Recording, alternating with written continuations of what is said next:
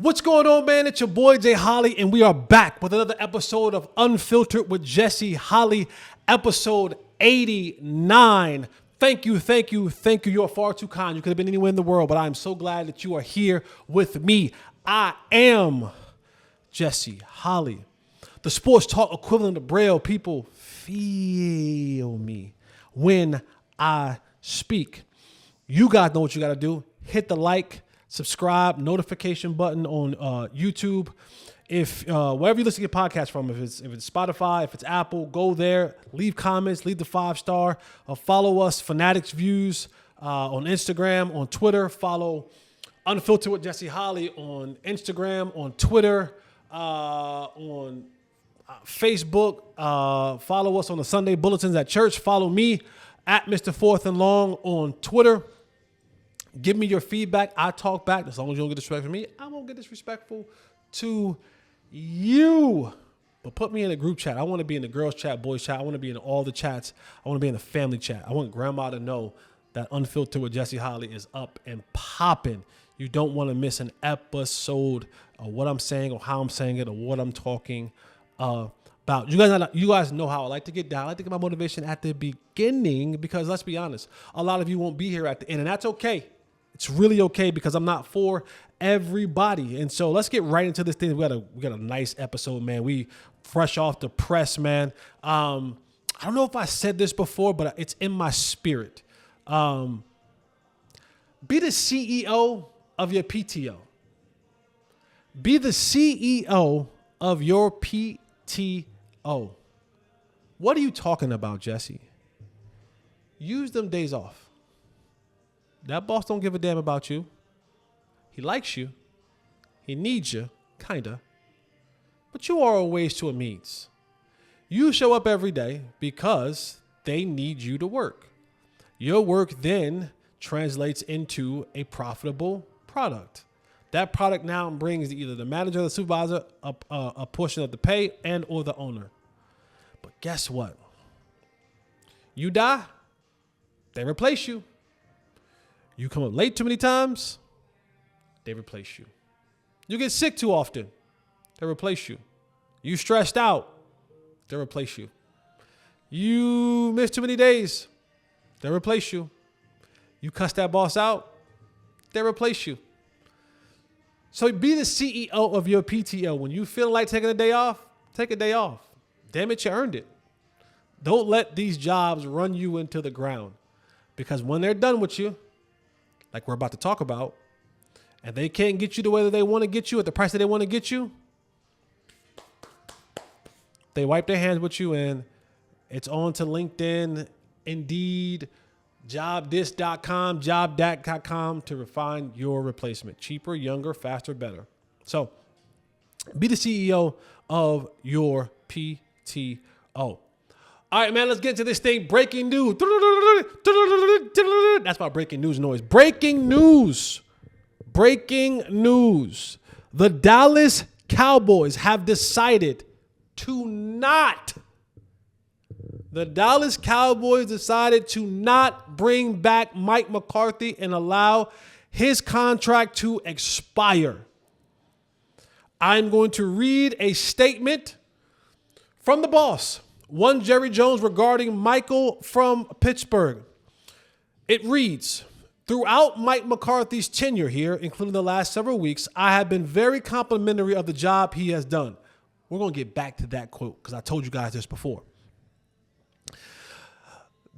That has applied to our record over the time period, over our team unity and culture. Mike's qualifications and track record of success on a personal level as a tremendous human being. As said Cowboys owner, president, general manager Jerry Jones, I have great respect for Mike, and he has led this team through some very unique and challenging times during his tenure. Remember, they hired Mike. COVID happened right after that. Over the past week, Mike and I have had the opportunity to conduct a joint review of all aspects of the past season, our players and staff, and also spent considerable time discussing the road forward for the team. These discussions were thorough and received an appropriate amount of time and depth to cover. prior to reaching the point of contract negotiations, though it became mutually clear that we would be better for each of us to head in a different direction. I thank Mike and wish him, his wife Jessica, and their family the best.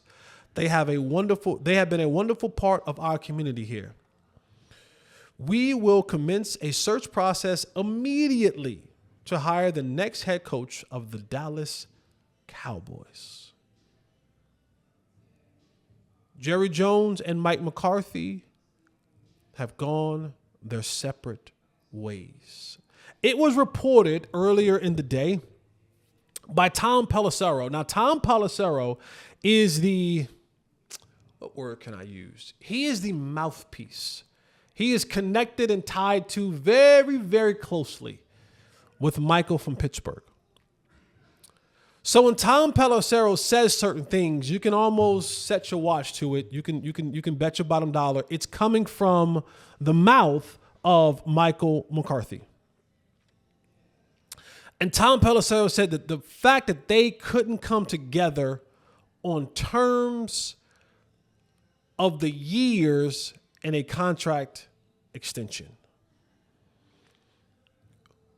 If you listen and if you watch me, you've heard me talk about that Jerry wanted to have a shorter contract.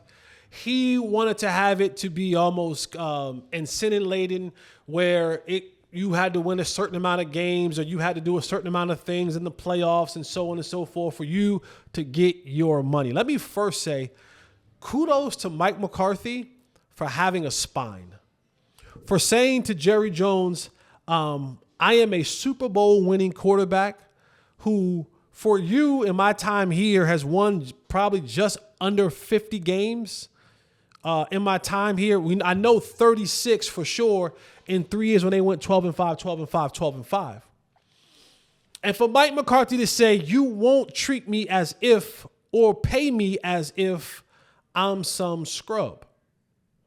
Feel how you feel about Mike McCarthy, but there is a honor that must be upheld in the coaching fraternity. We hear it a lot of times when the players, hey, quarterback, receiver, you can't take that deal because if you take that deal, you set the precedent now, especially if you're the next guy, if you're a star, if you're Patrick Mahomes, if you were in Dak Prescott's situation, Josh Allen, whoever that person may be, you have to get a deal that reshifts and reshapes the market for quarterbacks. If you're Jamar Chase, if you're CeeDee Lamb, if you're Justin Jefferson, you can't take a deal that is less than the market setting of the deal because you then recreate the market and you make it bad for those coming behind you.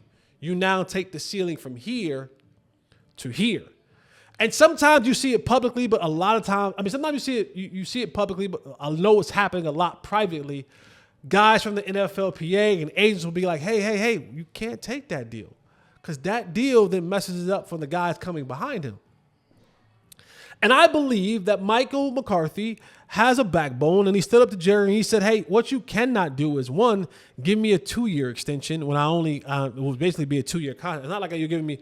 It's one thing if Michael had 2 years left and then Jerry added 2 more years to that, then now he has 4 years left.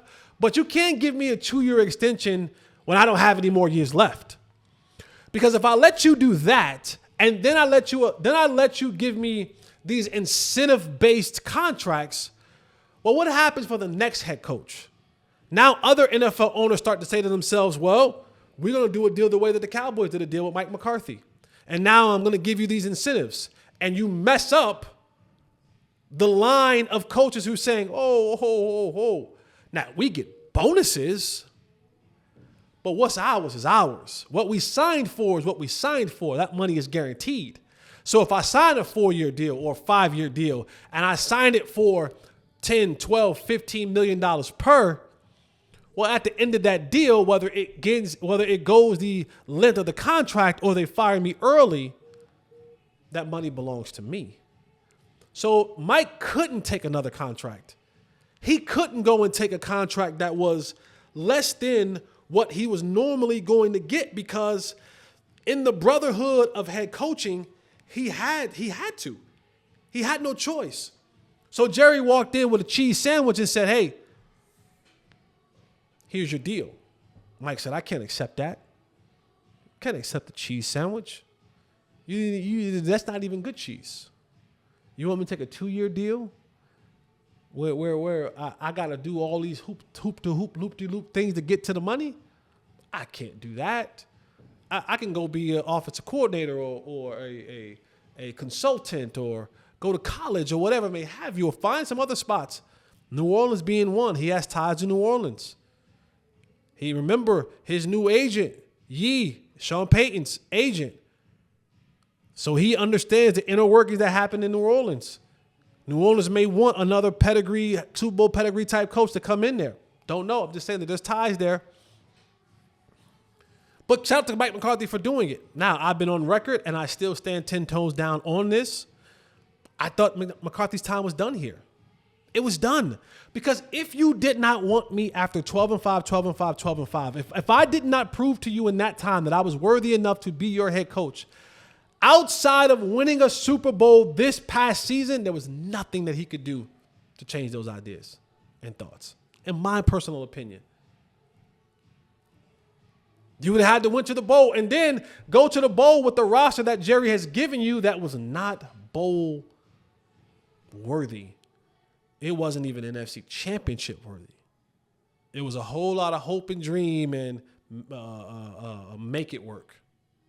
And then you ran into the injury bug, and you knew by the middle of the season that this thing wasn't going anywhere. If you're realistic, Jerry's been around enough football to look at this season and go, when you got to that 5-game losing streak, you didn't have your quarterback coming back. See, it's one thing if you can go through a 5-game losing streak and then go, well, I get my quarterback back in 3 weeks. But when you go through that and you know your quarterback's done for the year, you can close up shop. But they've moved on. Where Mike will go, don't know. The Bears want to interview him. They'll have their chance. I think you'll see him be interviewed by New Orleans. But if you really think about it, when you start thinking about the grand scheme of like coaches, apart from the retreads, there will be some retreads that be hired. Maybe not. There will be some retreads that will get a job. And maybe not for the Cowboys, maybe for the Cowboys. But once you get past the likes of Ben Johnson, Liam Cohen, the offensive coordinator at Tampa, Joe Brady, the offensive coordinator at Buffalo, Aaron Glenn, the defensive coordinator at Detroit. I don't think Bobby Slowick's name's hot in the streets anymore. I think he's sizzled off in a cold way. Now, if he makes a playoff run, cool. And then you'll have names like Kellen Moore. But after that, everything else is retreads. Everything else is Ron Rivera. Vrabel's already hired in New England. Pete Carroll. There's Mike McCarthy is now available. John Gruden.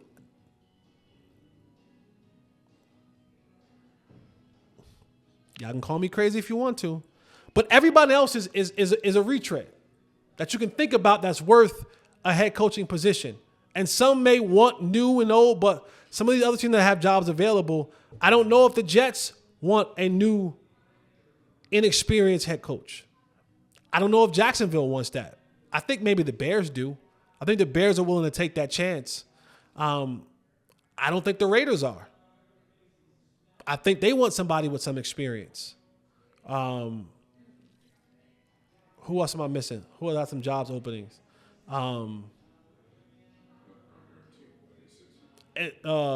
Cincy. Well, did they fire their coach? No. The Cowboys. Yeah, the Cowboys don't. I don't think they want. I mean, Jerry's been on record talking about he doesn't want to give his head coach. He doesn't want to give his team over to a guy who doesn't have the pedigree. But I do want to get back to that point, and I said in the statement. And this line is critical. It says, the first sentence, it says, throughout Mike McCarthy's tenure here, including the last several weeks, I have been very complimentary of the job he has done. I keep telling y'all, I tell y'all this every single time. I don't want my boss overly complimenting me. When he starts talking about when jobs are on the line and your boss is like, oh yeah, oh, he's amazing, he's great, and you know things are going bad, that is the writing on the wall that my job is on the outs. And we heard Jerry for the last 7 weeks. I mean, just glaze. I mean, glizzy gladiator on Mike McCarthy about how good of a job he was doing and how proud he was of Mike and so on and so forth and all this other nonsense. The Texans have a job available. And it was just, the writing was on the wall. When you glaze that much over a coach, you're about to fire him. Because if you was glazing that much and you were so happy and proud and excited of all the things that he was doing and how much you were just ecstatic that he was your head coach, you would have resigned him. You would have given him the ability and the opportunity to go and get paper for your team. But you glazed and you overly complimented week in and week out when we knew that the fire was hot. But you never gave him a deal. Any week you could have walked in there and said, all right, here you go, 4-year deal. Mike McCarthy was grossly underpaid. He's making $4 million a year. Think about it for a second. Andy Reid's making $20. So here you have Mike McCarthy with the bottom feeder of head coaches. He wasn't up there with the 15s and the 16s and the 17 and $18 million coaches. He wasn't up there with the McVays and the Shanahans and the Reeds of the world and those guys making that big paper. $4 million a year. So whatever deal that came back, it probably wasn't much more than what you were already giving him, maybe 5, 6, 7, 8. But even that increase wouldn't have put him in the top 10 percentile of coaches, which means his assistants wouldn't have made a lot more money. So Mike stood on business. Said, I won't take that deal.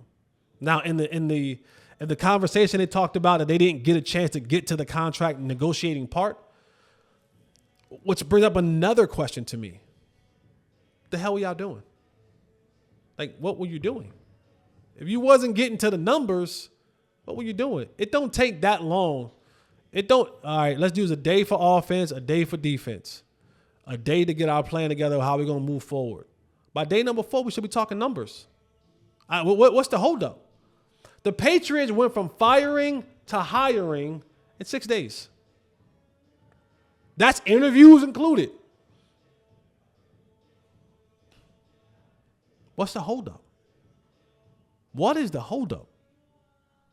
But this is just another example of just the way Jerry does business. He drags his feet. He drags his feet. He goes at his own pace. He doesn't want to pay. I dream about the statement of it would be embarrassing, the check that I would write to win a Super Bowl. No, the check won't be embarrassing. It'll be embarrassing. You know what? It will be embarrassing because you keep writing these checks and the checks aren't worth anything. Because if you wanted to put yourself in the proper position, at least as I talk about having a schematic advantage from the sideline, you give Ben Johnson $15 million. You would have gave Vrabel whatever he wanted. You would have given Robert Saleh. You would have given Joe Brady. You would pay these guys on par to top dollar. And the funny part about it is the quarterback, the coaching money don't even come out of your salary cap money. That's your money. See, that's the money that you don't want to really give up. See, the salary cap money is one thing. That's your money, but that's a shared pot, right? You all get the same shared pot. But what you pay your coaches, that's your money. That's different from that money. That pile is different. Oh, this comes from a different account. The coaching money comes from a different account. See, everybody in the league gets the salary cap money. That's negotiated. That's what y'all do. So nobody gets more, nobody gets less every single year. So that's allotted for. Oh, but that coach's money, that comes from the Joneses account. And that's the money you want to hold on to. And so you keep putting these coaches out there, not equip them with enough the proper things that they need, and you make money. You make money. Concessions and so forth and have you. But you never have an advantage from the sideline. So you won't go out there and pay across the board for contracts. You'll pay a couple players because you need those guys to get you the TVs, the marketing deals, to sell the advertising, and to be competitive. You want to be competitive enough that gets you your 3 or 4 primetime games a year, that get people to tune in for Thanksgiving, that sells the hopium to the folks, that allows you to sell advertising and ads and marketing and so on and so forth, that makes you the most profitable franchise in all of sports. But you don't want to play the right places that can actually make you a champion. And we'll continue this cycle for a long time. Because my gut feeling, my suspicious feeling is that your search will have a Rooney Rule. So add whatever minority you want. Ron Rivera. What's Marvin Lewis doing? Marvin Lewis still what Marvin Lewis is doing? You brought him in last time. You brought him in for a Whataburger. You interviewed him as long as take the Whataburger to get your meal out. So where's Ron Rivera? Where's Al Harris? You'll interview Al Harris. That's what you'll do. Knowing good and darn well you ain't hiring no African American or minority to be your head coach. But you, and like others, not just you, not just Jerry, but the other coaches as well, will make a mockery of the Rooney Rule and just shuffle a minority in there and shuffle them out. You'll feed them. And you'll wine them. You'll give them good wine. If they drink, you'll give them the good stuff from the top shelf. That you will do. You will host. But it will be quick. The food won't be able to be digested before they back on the plane, heading back to where they came from. And then we'll get down to the nitty-gritty of what coaches will you hire? Now, I can give you who I want, right? I can give you the Jesse Holley list of who I think and who I would want to coach this football team. Of course, I've said this before. I want my coach to have tapered pants or joggers, tapered. I need the ankles showing. I don't need wide bottom. I don't need boot cut. I don't need the inseam to be loose. I need tapered. I need that thing to fit a certain way. You know what I mean? Wrap around the thighs. I need it to fit a certain way. It just can't be all loosey goosey. You got to be able to show. It can't be all loosey goosey. Pause. For my male viewers. Can't be all loosey-goosey.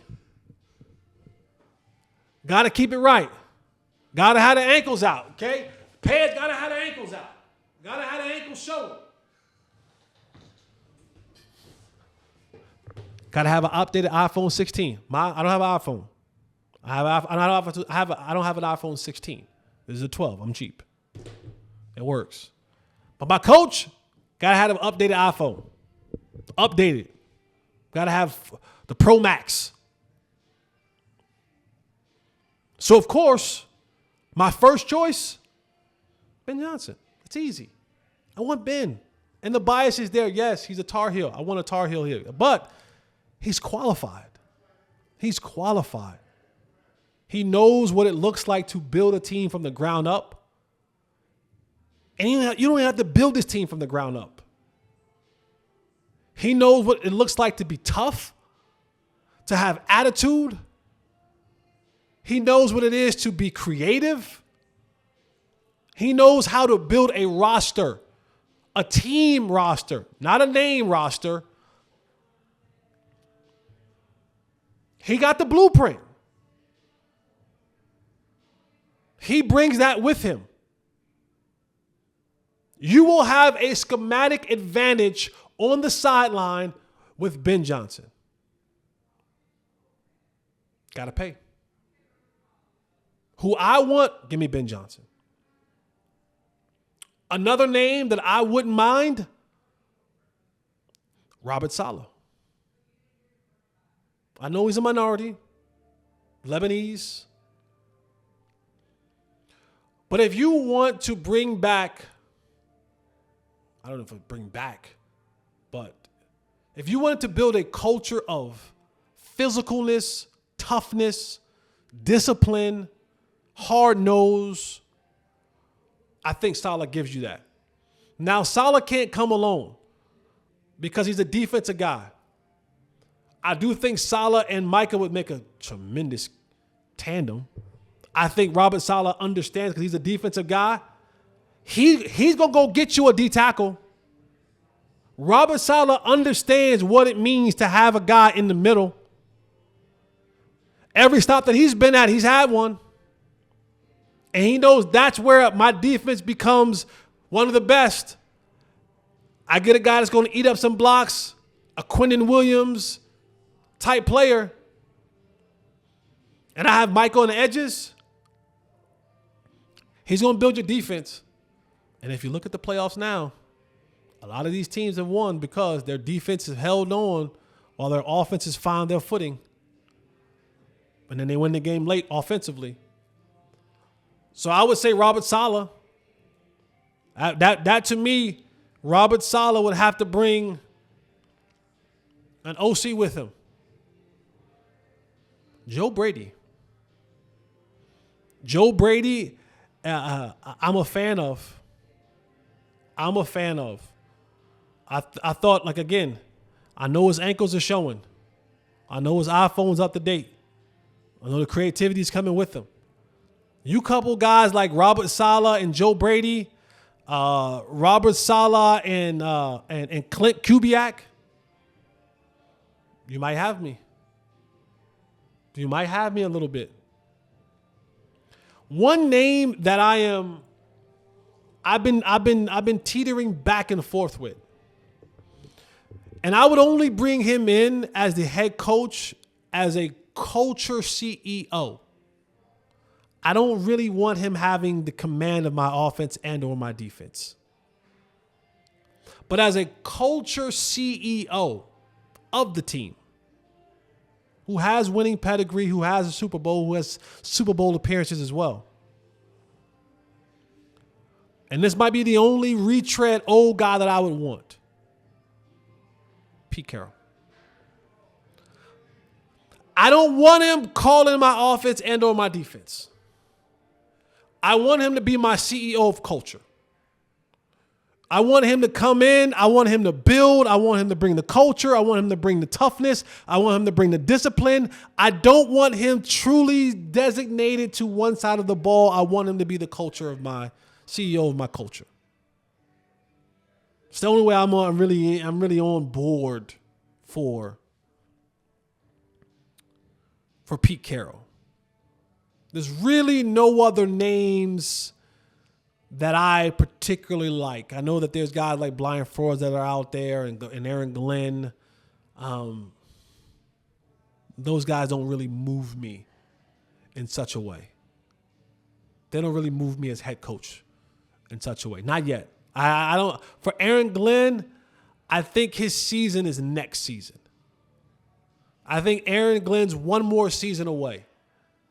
I think when he gets back all of his guys defensively, Neal and Aiden Hutchinson and his other players, and he puts together a really good season again, I think Aaron Glenn will be a hot candidate.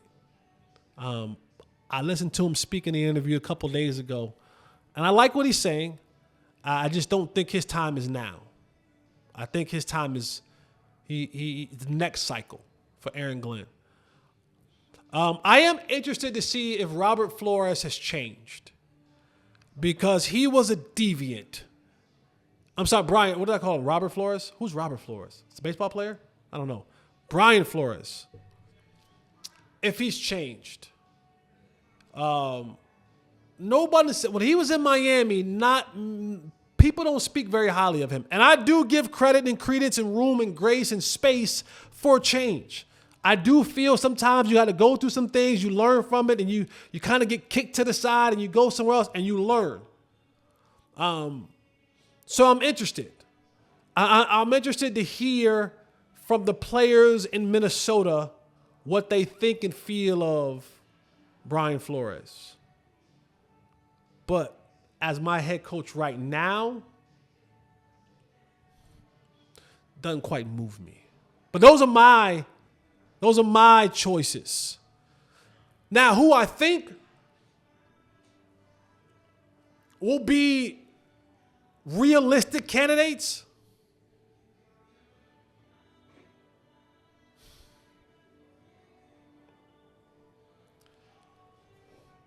It's going to be a retread of some sort. I think Pete Carroll is a realistic candidate. I'm not saying he's at the top, but I'm saying Pete appeals to Jerry. He has a pedigree. He's been in this league for a while. He knows how to run a program. He knows how to play along nice at times. He can get you a good roster together, can make you competitive. He's old. Again, I'm on the fence. Again, my CEO of culture, but I think he's a candidate for the Cowboys. I've said this for weeks. It feels like months. The dark horse, who a lot of people aren't talking about. A lot of people aren't talking about. John Gruden. John friggin' Gruden. Old email Gruden. John is kind of slowly, seemingly, kind of ingratiated himself back into the football culture over there at Barstool. He's doing the Chucky reviews, and he's talking ball, and he's making jokes, and he's giving the stories. I'll give Gruden this. He's a hell of a storyteller. He knows ball. I'll never take that away from John Gruden. The man knows ball. He comes from that Walsh tree. McCarthy. All those guys was under John Walsh. Bill Walsh. John Walsh. I'm thinking Bill. I'm thinking of John Madden football and Bill Walsh college football. But they all come from that West Coast. They were all there for the Montanas and the Steve Youngs and the Montanas and the Favres and all that. So he knows ball. How much of the current style ball he knows, I don't know. He could tell us a lie like Michael McCarthy told us a lie. Remember, Mike was like, "Yeah, I'm watching all the updated terms and what they're doing in the league now. I'm ready to transition." He ain't watched none of that film. He lied. He said it in there. He lied. He said whatever I said whatever I was going to say to get the job. Don't fault him for it. They fell for it. Gruden knows ball. He's my dark horse.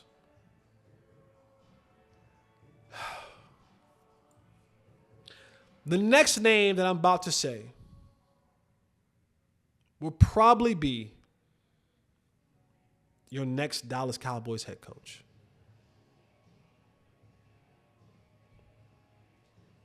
You may have to wait a little while because his team is still in the playoffs.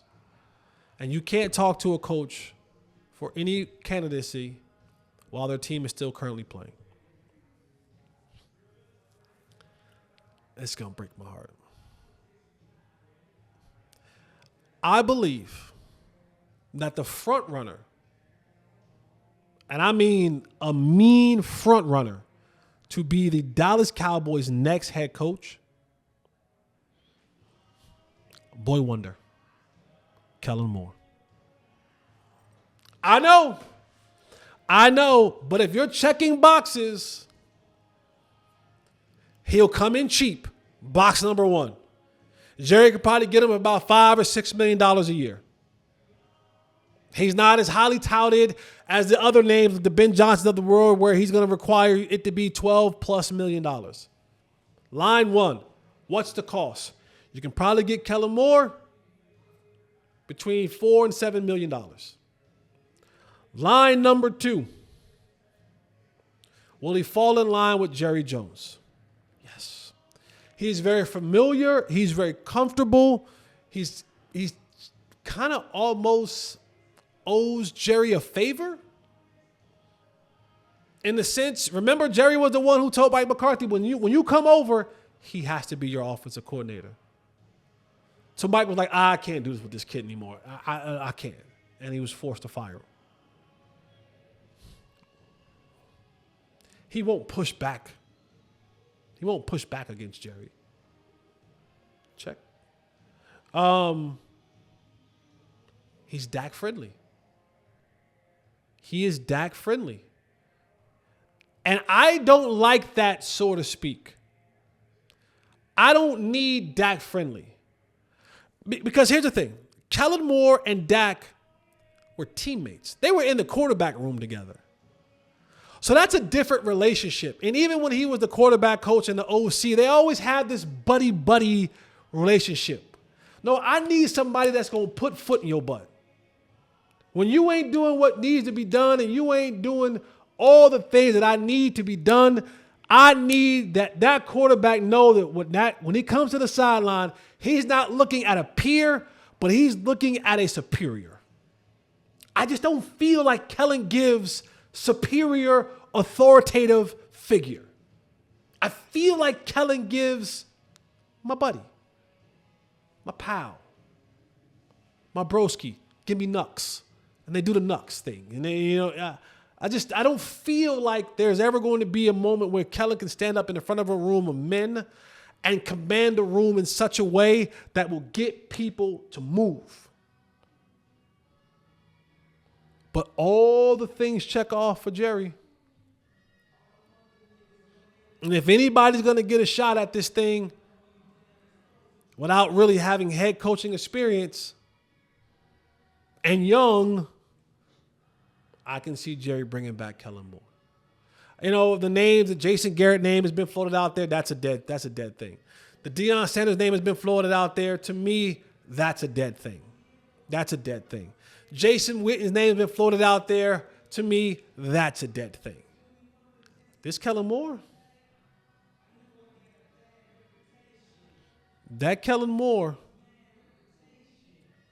I think that is your front runner right now.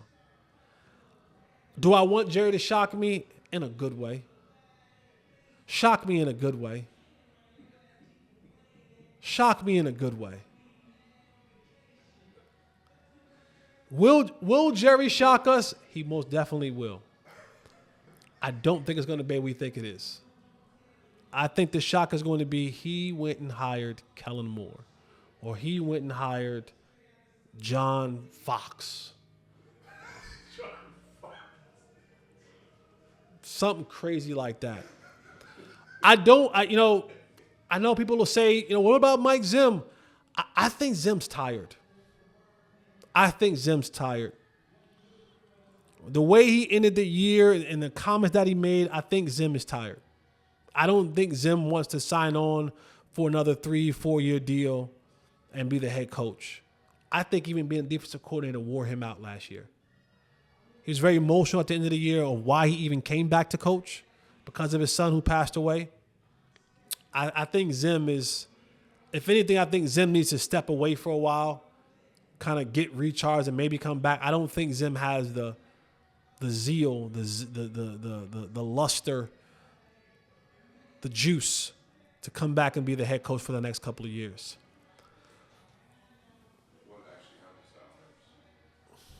Al Harris, he ends up in a situation if Aaron Glenn goes away somewhere, he goes and because Al Harris is still looking to be a DC. So there'll be some change that'll happen around the league. I think Al Harris is a prime candidate to be a DC. Or he goes and joins the staff in Washington. He has ties to the staff in Seattle. If Aaron Glenn happens to move out of that situation, I think that's another guy that Dan Quinn will look at and go, come on. You're cultured. You're a locker room guy. You relate. Come on. Come be a part of this. I think Al lands on his feet, firmly on his feet, as someone's defensive coordinator. But as the world turns, the drama of the Dallas Cowboys continue, and we wait and see. But I'll say this in closing. Few things that I will be keeping an eye out for and I want to hear from. One, was Dak Prescott consulted? And when I say consulted, mainly was he told beforehand? Was he asked about it? Because now, this is the guy that you have the most money tied into. And he's going to be the driving force of your franchise on the field. And under his time here, this will be now, Jason Garrett was an offensive coordinator. Kellen Moore was an offensive coordinator. Now Mike McCarthy is an offensive coordinator. Dak Prescott will be looking now at his fourth offensive coordinator as he goes into year 9 or 10. I think it's 9. 4 offensive coordinators in 9 years. Veteran guys don't like that. And the second thing is, if I'm Micah Parsons, who is due for a big payday, who had some very, very not controversial, but very loquacious, very far-fetched, very Hopium-esque comments a week or so ago about him hoisting a Lombardi trophy next year. Definitive about it. Very definitive. Very, very, very much matter of fact that we're hosting the Lombardi next year. Next year. This will now be Micah's 4th or 5th defensive coordinator. Veteran guys don't like that. And if I'm Micah Parsons, who, by the way, on Friday at the Ohio State-Texas game, he and Jerry was in the suite together, and I was told, it was reported that they spent an hour and a half, 90 minutes after the game was over, 90 minutes still talking in the suite. What they were talking about was this news that they were talking about. But if I'm Micah Parsons and I'm sitting back and I'm watching this, is this the organization that you want to be with for the rest of your career? You want to be a lifer to an organization who has drugged their feet with all these contracts, that has set your season back because CD and Dak didn't get their contract done in time? This franchise that you've watched not give you players to put around you to give you a significant boost on defense? This organization now that is that didn't give Dan Quinn the head coaching job when they could have, they were going to fire Mike McCarthy, to now only fire Mike McCarthy, which means you'll get another defensive coordinator this year after you just learned the ways and hows of Mike Zimmer. This where you want to be? It has to be a realistic question. And how do you think on this time next year you'll be vying for and fighting for the ability to hoist a trophy? It took you half the year to learn what the hell Mike Zimmer wanted you to do. Not you, but in general, the defense. What do you think is going to be when you get a new head coach who will bring in a new offensive staff and a new offensive philosophy? And that will then bring another defensive coach who will bring in another defensive staff and another defensive philosophy and another thing that you now have to learn and adjust to. They have to learn and adjust you. You have to learn and adjust them. There has to be another a period of unity forming of synergy, of a relationship building and bonding.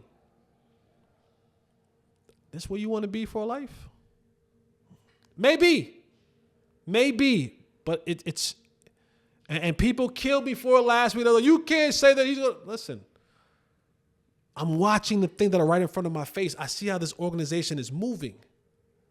And this is not an organization that is moving in the ways of winning a Super Bowl. Now, Jerry, you can shock me. Jerry, you can make me out to be a liar. You can say, Jesse Holley, you are a liar. You can go and hire Ben Johnson. You can go and hire Ben Johnson. It'll change my thought process of everything. I might be on board with, you know what, Micah? You might get close to hoisting. Your odds have gotten better in my book. Your odds are hell now. And they were going to be hell if you brought back Michael McCarthy. So, we'll see. But the breaking news, Michael McCarthy is out as Cowboys head coach. They will be looking and searching for a new head coach. I will be interested. I will be locked in. I will be watching every waiting moment of it. The Cowboys said the search will begin. Will they drag their feet? Will family vacation comes up? Well, I don't know what will happen in between. Will Jerry go and do another movie? Will he be doing this? Is there a Netflix special coming out? Like, I don't know what Jerry got going on.